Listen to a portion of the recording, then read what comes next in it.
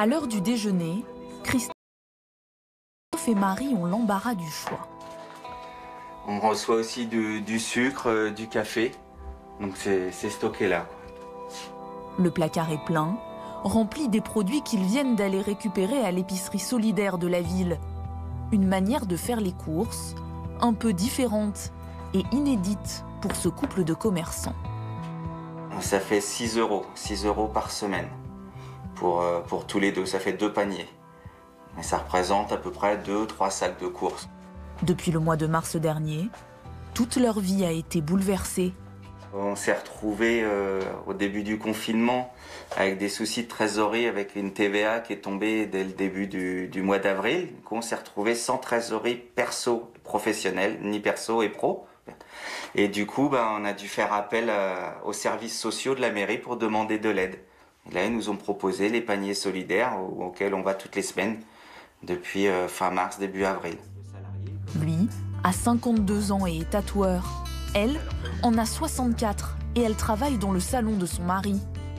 Entre les confinements, le couvre-feu, ça fait maintenant 1 an qu'ils sont dans une spirale financière insoluble. Ils ont accumulé entre 13 et 15 000 euros de dettes. Une précarité que Marie n'imaginait pas connaître un jour. Pour moi, c'est pas normal, quoi. C'est pas normal. Toujours travailler depuis l'âge de 15 ans et demi pour survenir aux besoins déjà de mes parents et puis après, de notre famille. Et je pensais jamais en arriver là, quoi. Donc, là, les dettes, on ne sait pas. Pardon. Un désarroi, aucune réelle perspective d'avenir. Tous les deux se décrivent comme des nouveaux pauvres, les dommages collatéraux de la crise sanitaire. Et ils ne sont pas les seuls. À 220 km de là, à Grigny, dans l'Essonne, les Restos du Cœur ne désemplissent pas. On a des gens nouveaux, des têtes nouvelles, des gens qu'on ne voyait pas. Il y a des gens qu'on ne voyait plus, mais qu'on revoit. Donc des gens qui commençaient à s'en sortir un petit peu, et boum, c'est reparti. En novembre dernier, la ville a été reconnue comme étant la commune la plus défavorisée du pays. Près d'1 habitant sur 2 y vivrait sous le seuil de pauvreté. La faute au Covid, qui a fait basculer les plus fragiles dans une situation de nécessité extrême.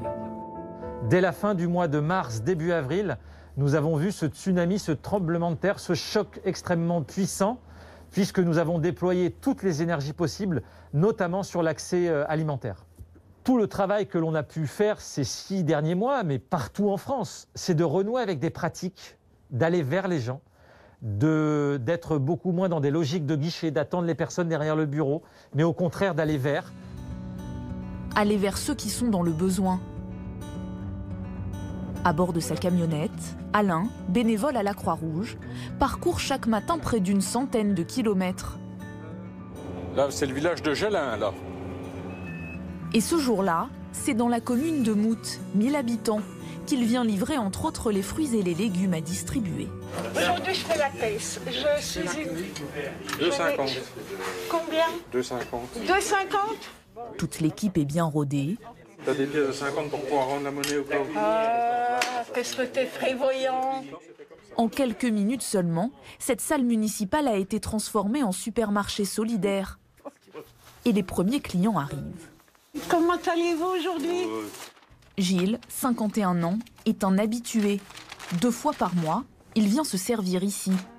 Ouais, je prends un pain au raisin, ça, c'est... Celui-là, là? Ouais.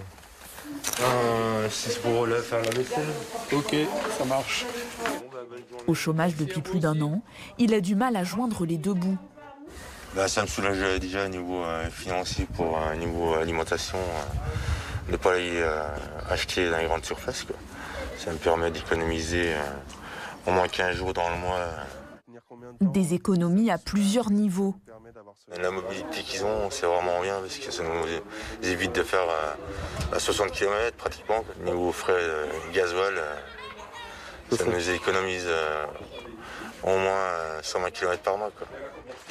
Une proximité qui a permis de révéler au grand jour une misère sociale et économique jusque-là silencieuse, quasi invisible, dans des zones reculées. En ville, si vous voulez, vous êtes noyé dans la masse. Dans un petit village où il y a 300 habitants ou autre, on ne veut pas que son voisin sache que je vais chercher un panier à la Croix-Rouge. On essaie, je dis bien, on essaie d'être allez, aux petits soins pour eux, quoi. On est là pour de la distribution alimentaire, mais on est là aussi pour de la distribution de chaleur. Dans cette région, depuis que la camionnette itinérante de la Croix-Rouge s'est lancée, le nombre de bénéficiaires n'a fait qu'augmenter. Avec l'histoire du Covid, de la pandémie, on est passé de 150 à près de 600 bénéficiaires. 45% des familles ont un reste à vivre inférieur ou égal à 0.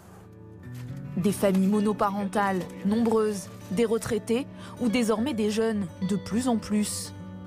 La pauvreté, l'un des effets secondaires durables de cette pandémie.